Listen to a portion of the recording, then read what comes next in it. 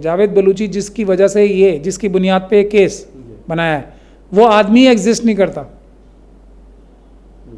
इतना बड़ा धोखा देश की जुडिशरी और देश के साथ कर सकती है स्पेशल सेल। ये है असली बात कि बेईमान अफसर तो देश को खोखला कर रहे हैं, देश की संपदाओं को लूट के जो अडानी अंबानी टाइप लोग हैं या दूसरे आरएसएस और बीजेपी के लोग हैं उनको मजबूत कर रहे हैं। हमारी बहुत सारी पुलिस एजेंसीज में और जो हमारी जो इंटेलिजेंस एजेंसीज हैं उसमें बाहर की ताकतों ने और आरएसएस के लोगों ने मिलकर ऐसे लोगों को अपना रिक्रूट बना लिया है, रोग एलिमेंट्स ऐसे घुसा दिए हैं जो हमारे देश का नुकसान कर रहे हैं, हमारे देश के सुरक्षा के साथ खिलवाड़ कर रहे हैं। तो दंगे कराए जाते हैं और उसका फ़ायदा खुद आरएसएस उठाती है। कितनी बड़ी साजिश है। और कुछ लोग तो पैसे दिए हुए होते ही हैं, जो पाकिस्तान ने जिन्हें पैसे दे रखे होंगे या चाइना ने जिन्हें पैसे दे रखे होंगे या आरएसएस ने जिन्हें पैसे दे रखे होंगे या कुछ लोग जो बेवकूफ़ होंगे, उनको छोड़ के 99.999% सिख कम्युनिटी भारत की वफादार ही नहीं, भारत की बैकबोन है। ऐसे लोग जो इन देशभक्तों को देशद्रोही बताने की कोशिश कर रहे हैं, ये देश के सबसे बड़े दुश्मन हैं जिनको हमने बेनकाब किया है, एक्सपोज किया है।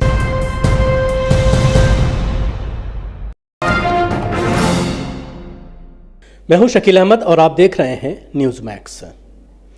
मुजफ्फरनगर दंगों के बाद एक टेरर मॉड्यूल बस्ट करने की बात दिल्ली पुलिस का स्पेशल सेल ने कहा था। एसएन श्रीवास्तव जो पीछे दिल्ली पुलिस के कमिश्नर हुआ करते थे, उस वक्त वो स्पेशल सेल के हेड हुआ करते थे और एक मॉड्यूल बस्ट करते हुए मेवात को टारगेट करने की कोशिश की थी कि मेवात को भी पूरी तरह से जो नौजवान हैं, ख़ासतौर से मुस्लिम इलाका है, मेवात हमेशा से संघ के निशाने पर रहा है और उसी को निशाना बनाते हुए 5 नौजवानों को गिरफ्तार किया था जिनका ताल्लुक़ लश्कर तैयबा से बताया था।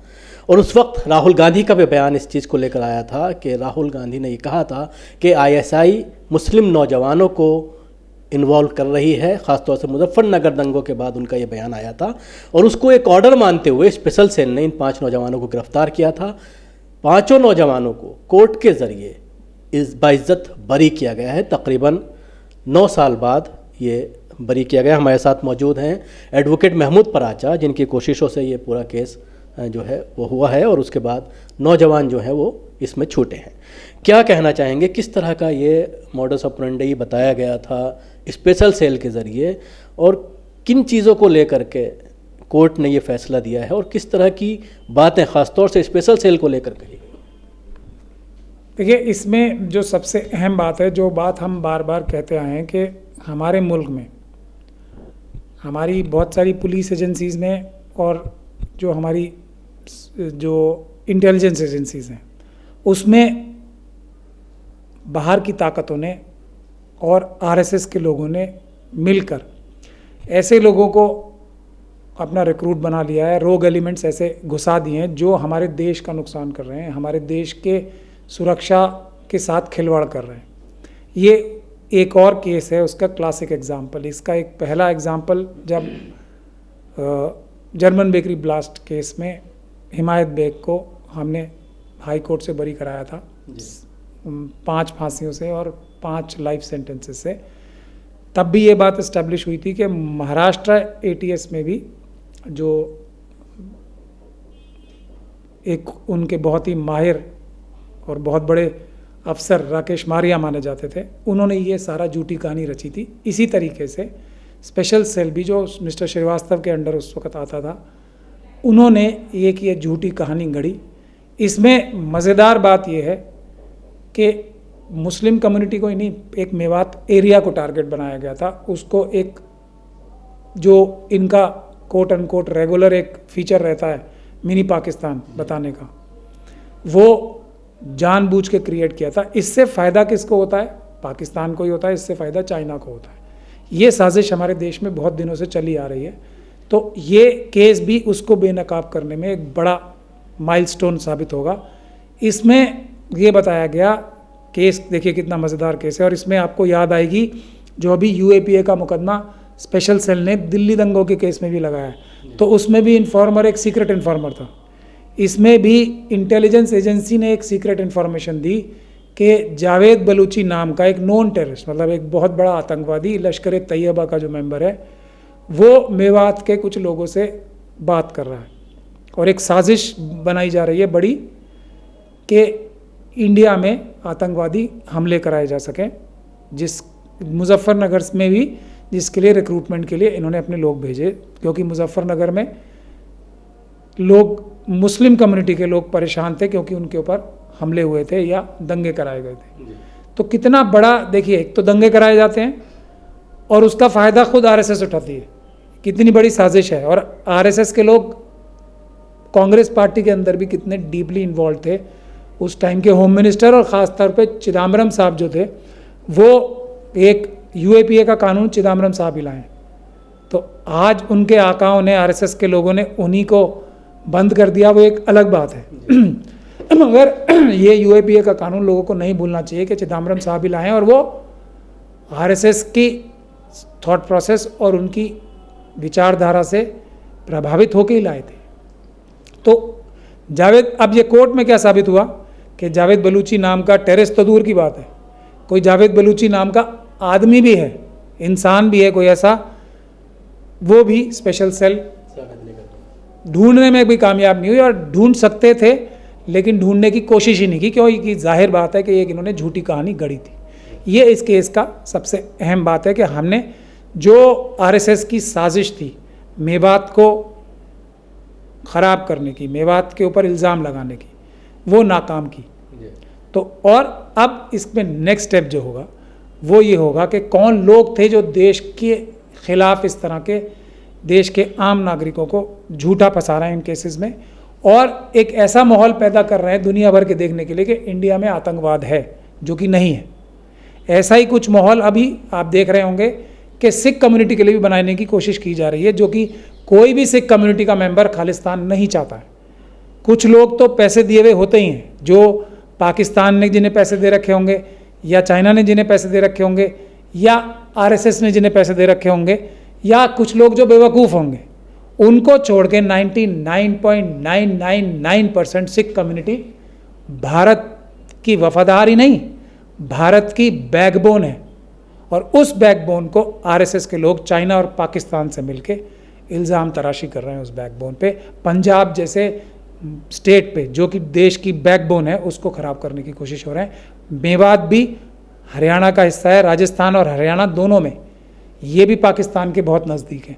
तो ये साजिशकार हैं जो देश के दुश्मन हैं, जो मुसलमानों को, देशभक्त मुसलमान कम्युनिटी है, देशभक्त सिख कम्युनिटी है, इन दोनों कम्युनिटी से एक देशभक्त क्रिश्चियन कम्युनिटी है, और देशभक्त SC ST OBC माइनॉरिटीज़ के सभी लोग देशभक्त हैं।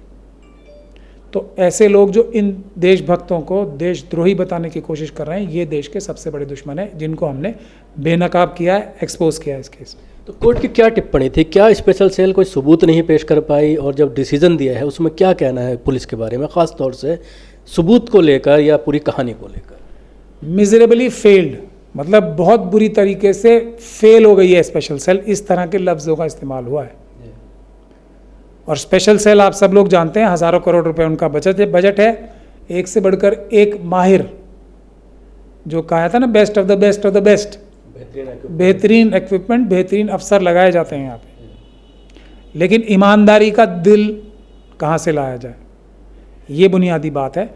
इन लोगों के दिल साफ नहीं है, ये देश के हित में काम नहीं कर रहे हैं।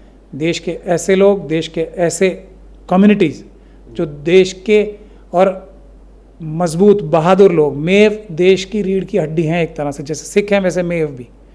अगर कल को कोई पाकिस्तान से हमला होगा, कोई चाइना से हमला होगा, तो मेव कम्युनिटी, मुझे पूरा भरोसा है, वो भारत की रक्षा के लिए सबसे आगे पंक्ति में खड़ी होगी। इतनी बहादुर कौम है ये। तो उसको ख़राब किया जा रहा है। ये कौन सी साजिश है, इसको बेनकाब करना और इसको समझना हमारे देश के लिए बहुत ज़रूरी है। तो साहब, देखने में ये आता है कि इस तरह के केसेस में, जैसे यूपीए का जिक्र किया, अभी 2020 से जो बंद हैं यूएपीए में, उनकी ज़मानत मंजूर नहीं हो पा रही है, बार बार कोर्ट जा रहे हैं, उमर खालिद का मामला हो या और जितने भी लोग हैं। इस मामले में भी तकरीबन 8-9 साल लगा। हालांकि अभी भी स्पेशल सेल, मुझे उम्मीद है कि वो शायद हाई कोर्ट जाए इस पूरे मामले को लेकर। अभी भी इंसाफ इसको नहीं कहा जा सकता, हालांकि ज़मानत उनकी बाहर वो आ गए होंगे जिस तरह से बरी होने के बाद, लेकिन उसके बावजूद कोशिश ये की जाएगी कि अपर कोर्ट का दरवाज़ा खटखटाया जाए। बेशक कोशिश की जाएगी। देश की, देखिए देश के खिलाफ काम कर रहे हैं ना ये लोग। अगर सच्चे ईमानदार अफसर होते तो ये केस ही ना बनाते। मैंने आपको बताया ना कोर्ट ने किस तरह की टिप्पणियां की हैं कि जावेद बलूची जिसकी वजह से ये, जिसकी बुनियाद पे ये केस बनाया है, वो आदमी एग्जिस्ट नहीं करता। इतना बड़ा धोखा देश की जुडिशरी और देश के साथ कर सकती है स्पेशल सेल, ये है असली बात। तो और इसमें बहुत सारी टिप्पणियां की हैं, मैं सभी टिप्पणियों में नहीं जाना चाहता, और मैं चाहूँगा कि स्पेशल सेल इसमें अपील में जाए ताकि हाई कोर्ट से उनके खिलाफ और भी बड़े स्ट्रिक्चर्स पास हों। लेकिन हम तो जो साबित करना चाहते थे, अल्लाह की मेहरबानी से हमने साबित किया कि SC ST मुस्लिम, क्रिश्चियन, सिख, बौद्ध